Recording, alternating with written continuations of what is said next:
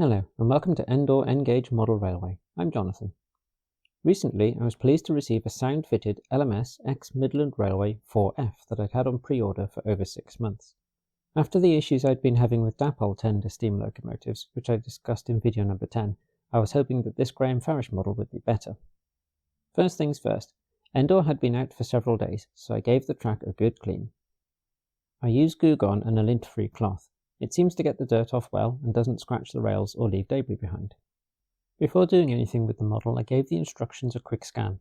The loco needed the usual half an hour of running in each direction before being put to work on any trains. Here it is being set off for the first time after I'd adjusted the camera position and brightness. It looks like a different time of day, but this is straight after the unboxing. The loco didn't seem to respond at first, but it's actually because it's got low gearing and by default had slow acceleration and deceleration rates. It started to slowly and fairly smoothly pick up pace. I pressed the change direction button to bring it back. It got halfway around the layout before very gradually coming to a stop and changing direction.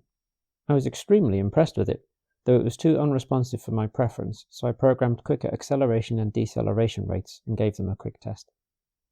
I then set it off at a slow speed. What you see here is speed step 3 out of 28. Look how it's just smoothly crawling along. This is before running it in. The motor was very quiet. It did have a little pause over the points, but that was fine at this stage, considering it hadn't actually been run in.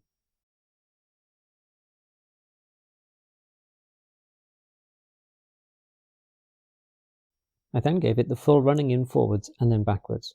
There were no issues, and it did get smoother. Then for the final tests, traversing points and pulling a train.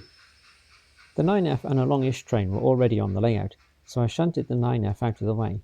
On this occasion, it worked perfectly well over the points. By now I had this part of the house to myself, so I can share with you the delightful sounds of these locomotives.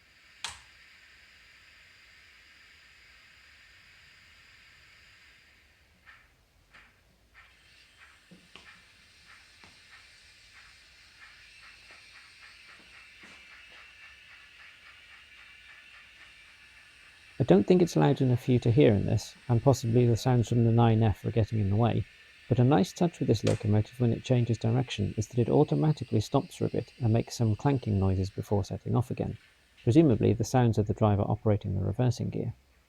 To send it into the siding, I literally just pressed the direction button on the controller, but you can see it pauses for a bit.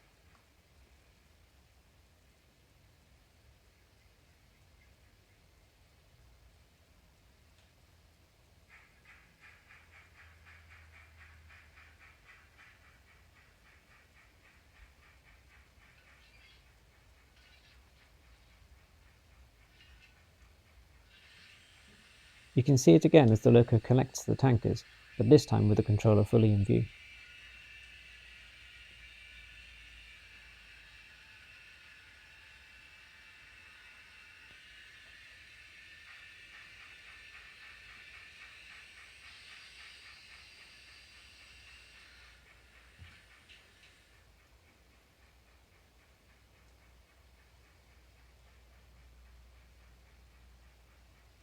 So, it went over the points without a hitch, and it then proceeded to pull a reasonably heavy train without any issue.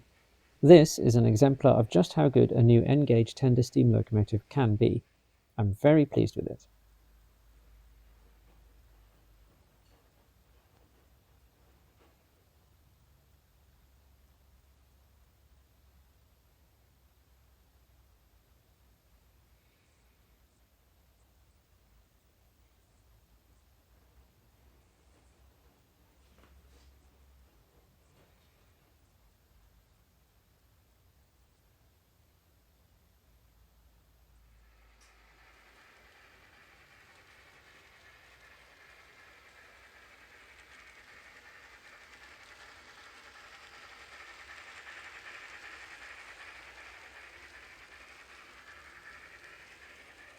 That's all for now. Bye bye.